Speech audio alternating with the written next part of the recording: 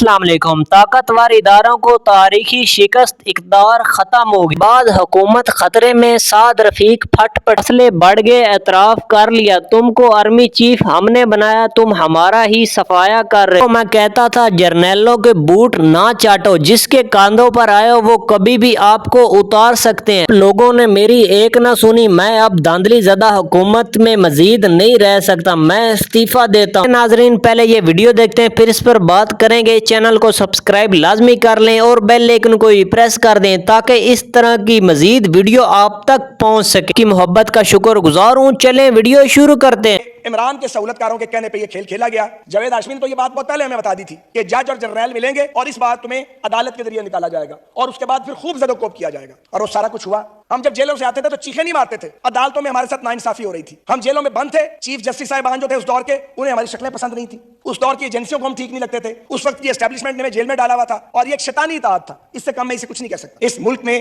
مقبول سیاسی قیادت کو یا مارشل لاء کے ذریعے ٹارگٹ کیا جاتا ہے یا عدالتی جبر اور نظریہ ضرورت کے تحت ٹارگٹ کیا گیا۔ یہیں عدالت کے بیک ڈور سے یوسف رضا گیلانی صاحب کو غیر قانونی اور غیر آئینی طور پر ڈسکوالیفائی کیا گیا، اور یہیں چند برس پہلے ہم نے پاناما بینچ کے نام پر ایک تماشا اور ایک ڈرامہ دیکھا، اور ایک بلیک لاء ڈکشنری کا حوالہ دے کر میاں نواز شریف صاحب کو ڈسکوالیفائی کیا گیا، کیونکہ اس ملک میں مقبول سیاسی قیادت کو یا مارشل لاء کے ذریعے ٹارگٹ کیا جاتا ہے یا عدالتی جبر اور نظریہ ضرورت کے تحت ٹارگٹ کیا جاتا ہے۔ مجھے بہت اچھی طرح یاد ہے جب ہم گیلانی صاحب کی کیبنٹ سے، اس سے پہلے کی بات ہے، انہی دنوں کی بات ہے جب یہ ججز بحالی تحریک چلی، آپ پیپلز پارٹی کے دوست ہمیں کہتے رہ گئے کہ تھوڑا انتظار کرو، لیکن ہم عدلیہ کی غیر جانبداری اور آزادی کے رومانس میں یا رومان میں بہت آگے نکل گئے۔ مجھے وہ دن بھی یاد ہے جب میاں نواز شریف صاحب ماڈل ٹاؤن سے لانگ مارچ کی قیادت کرنے کے لیے نکل رہے تھے، ہمارا کوئی ماما چاچا، کوئی بھائی بھتیجا جج نہیں تھا، تو ہمارا کوئی پرسنل انٹرسٹ نہیں تھا، آپ ہمارے اتحادی تھے، اور ہم نے وہ کیبنٹ چھوڑی، آپ ہمیں سمجھاتے رہ گئے، اور ہم عدلیہ کی آزادی کے پرچم کو اور بحالی کے پرچم کو لے کے نکل آئے۔ جب نواز شریف صاحب نکل رہے تھے تو ان کو 2 کالز آئیں پاکستان کے باہر سے، اور انہیں کہا گیا کہ آپ کی جان خطرے میں ہے، آپ باہر نہ نکلیں۔ انہوں نے اپنی جان کو بھی خطرے میں ڈالا، ہم بھی جو ان کے ہم رکاب تھے سارے اپنی جانوں کو، ان دنوں میں دھماکے بہت ہوتے تھے، خطرے میں ڈالا۔ ایک مقصد کیا تھا؟ ایک آزاد اور غیر جانبدار عدلیہ کا قیام۔ ہم کیوں کو جانتے تھے، لیکن ہم سمجھتے تھے کہ جنرل مشرف نے زیادتی کی ہے، ظلم کیا ہے، اور ہم باہر نکل آئے۔ لیکن آج کئی سال گزرنے کے بعد جب نظریہ ضرورت کے تحت عدالت سے فیصلہ آتا ہے، یا جب ہم دیکھتے ہیں کہ کسی فیصلے میں نظریہ ضرورت کی بادرو بھٹک رہی ہے، تو یقین کیجئے کبھی کبھی شرمساری ہونے لگتی ہے کہ یہ تحریک چلانے کی کیا ضرورت تھی۔ عدلیہ بحال تو ہوئی، عدلیہ کو ہم آزاد اور غیر جانبدار نہیں کروا سکے، اس کو ہم ایڈمٹ کرتے ہیں۔ میں خود جیل میں گیا ہوں 2 بار، بہاولپور جیل اور میاں والی جیل، اسی چکر میں میرے رفقا بھی گئے۔ اس کا نتیجہ کیا نکلا؟ پاناما بینچ، پاناما کا کیس، کہ عمران کے سہولتکاروں کے کہنے پہ یہ کھیل کھیلا گیا۔ جاوید ہاشمی نے تو یہ بات بہت پہلے ہمیں بتا دی تھی کہ جج اور جرنیل ملیں گے اور اس بات تمہیں عدالت کے ذریعے نکالا جائے گا اور اس کے بعد پھر خوب زد و کوب کیا جائے گا، اور وہ سارا کچھ ہوا جیسا کہ ہاشمی صاحب نے بتایا تھا۔ وہ عمران خان کے ساتھ تھے اور اس لیے اس سے الگ ہو گئے تھے۔ تو بات یہ ہے جناب کہ یہ سلسلہ کہیں رکنا چاہیے، سلسلہ نہیں رک رہا۔ میں یہ سوال پوچھنا چاہتا ہوں، اور پوری قوم سن رہی ہے اس بات کو، معزز جج صاحبان بھی سن رہے ہیں، کہ اگر عمران خان کے اوپر نو کانفیڈنس ہوا ہے تو یہ کون سا غیر قانونی یا غیر آئینی راستہ اختیار کیا گیا؟ ہم نے دھرنا تو نہیں دیا، ہم نے اسلام آباد کا گھیراؤ تو نہیں کیا، ہم اس سائڈ پہ بیٹھے تھے، ادھر سے اٹھا کے ہمیں جیلوں میں ڈال دیا۔ ہم میں سے کسی میں ہمارے ساتھ ناانصافی ہو رہی تھی، ہم جیلوں میں بند تھے، چیف جسٹس صاحبان جو تھے اس دور کے، انہیں ہماری شکلیں پسند نہیں تھیں، اس دور کی ایجنسیوں کو ہم ٹھیک نہیں لگتے تھے، اس وقت کی اسٹیبلشمنٹ نے ہمیں جیل میں ڈالا ہوا تھا، اور یہ ایک شیطانی اطاعت تھا، اس سے کم میں اسے کچھ نہیں کہہ سکتا۔ ایک شیطانی اطاعت تھا، ایک مثلث قائم تھی، ہم نے اس کو بھگتا، اور جب ہمیں موقع ملا تو جو پاکستان کے آئین میں لکھا ہوا ہے اس کے مطابق ہم نے نو کانفیڈنس موشن ڈالی، اور وہ کوئی جرم نہیں کیا۔ اور جب یہاں اسلام آباد میں عمران خان آ رہا تھا تو یاد کیجئے وہ دن جب آنریبل سپریم کورٹ سے یہ فیصلہ دیا گیا کہ اس کو آنے دو، اور ساری اسلام آباد پولیس کو ایک طرف کر دیا گیا، سیکیورٹی ساری لیئرز توڑ دی گئی، ختم کر دی گئی۔ پھر کیا ہوا؟ انہوں نے یہاں آگ لگائی، ہنگامہ کیا، یہاں پہ املاک کو نقصان پہنچایا۔ عمران خان کو تو کسی نے نہیں بلایا، اس بینچ نے عمران خان کو کیوں نہیں بلا کر پوچھا کہ تم نے یہ کیا کیا، تم نے یہاں پہ یہ کھلواڑ کیپٹل کے ساتھ کیوں کیا، ایک نیوکلیئر اسٹیٹ کا کیپٹل ہے، تم نے اسے تماشا کیوں بنایا؟ کوئی ایک واقعہ جناب؟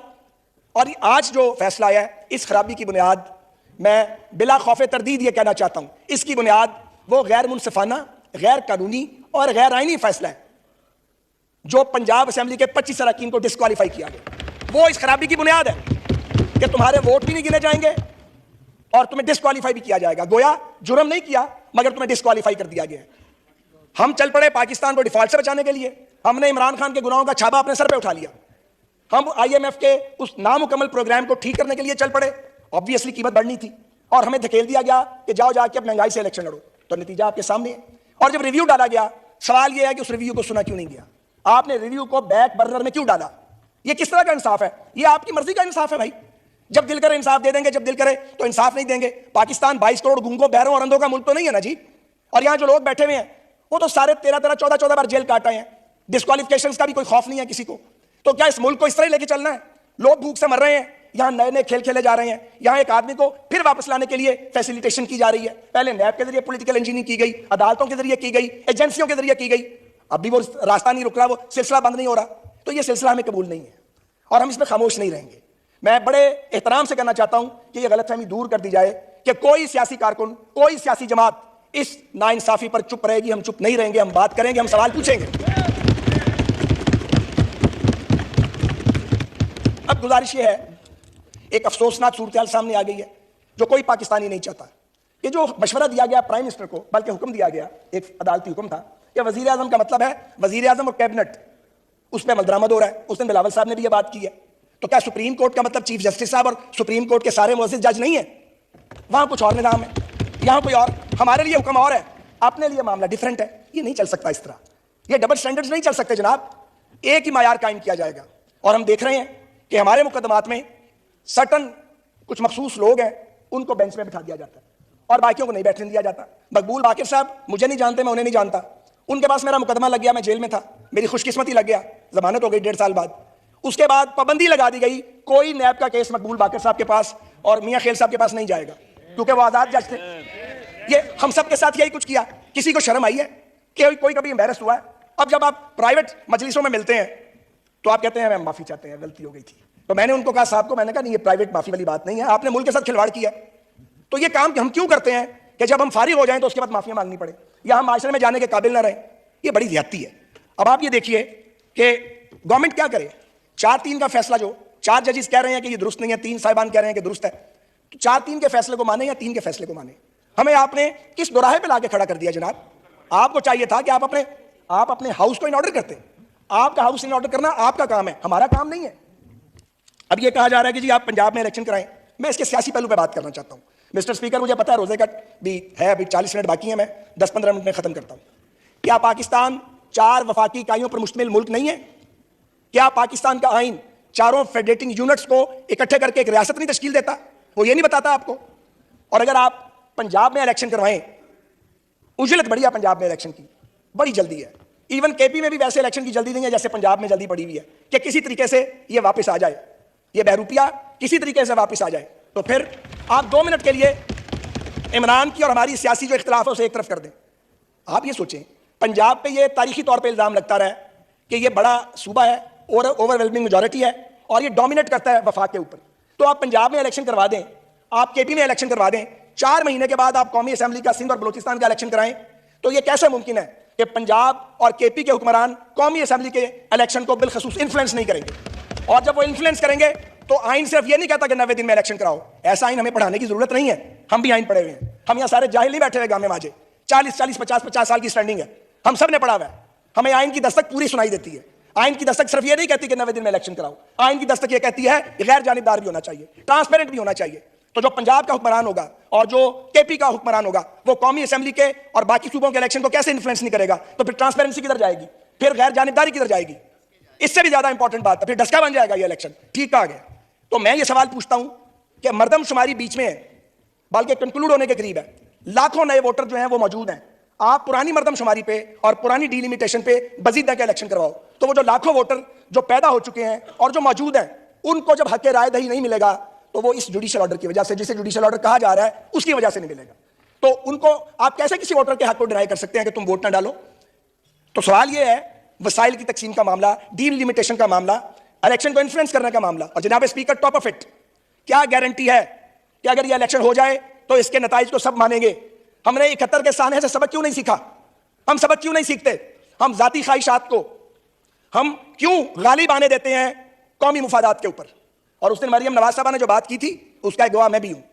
ہمیں کہا گیا تھا, ہمیں انفلوئنس کیا جا رہا تھا کہ آپ جو سپریم کورٹ کے جج صاحبان ہیں ان کی ریٹائرمنٹ کی عمر جو ہے وہ اب 68 پہ لے کے جو کی یہ قانون سازی ہے جی, فٹ پاتھ پر کوئی شخص نہیں لگائے گا. 25 کروڑ کی آبادی کا ملک, آپ نے یہاں ملز لگوائی ہے, آپ نے تو یہاں ٹیکسٹائل انڈسٹری بند کروا دی. کوئی انڈسٹری ذرا سی فلرش ہوتی ہے, آپ کی بری نظر اس کے اوپر پڑتی ہے, آپ سے تباہ کر دیتے ہیں. آج کل سولر کمپنیز آپ کے لیے نشانے برد بنی ہوئی ہیں. میں حیران اس بات پر ہوں کہ آپ کی قانون سازیاں کس کے لیے؟ موٹر سائیکل سوار کے لیے. آپ کی قانون سازیاں کس کے لیے؟ چھابڑی والے کے لیے, چھوٹے دکاندار کے لیے. ایک چھوٹی دکان پر سر فوڈ ڈپارٹمنٹ جاتا ہے, لیبر ڈپارٹمنٹ آ جاتا ہے, لیبر ڈپارٹمنٹ جاتا ہے, انوائرمنٹ ڈپارٹمنٹ آ جاتا ہے, انوائرمنٹ والے جاتے ہیں, پولیس آ جاتی ہے, پولیس جاتی ہے, پیر آ جاتی ہے. ان لوگوں کی بدوائیں لے کر آپ لوگوں نے مرنا نہیں ہے. آپ کو موت یاد نہیں آتی؟ سر کیسے ممکن ہے میں 5 کروڑ کی گاڑی میں بیٹھ کر ایک ریڈی والے کے بچے کا حق, اس کا خون پی جاؤں اور مجھے کوئی نہ پوچھے؟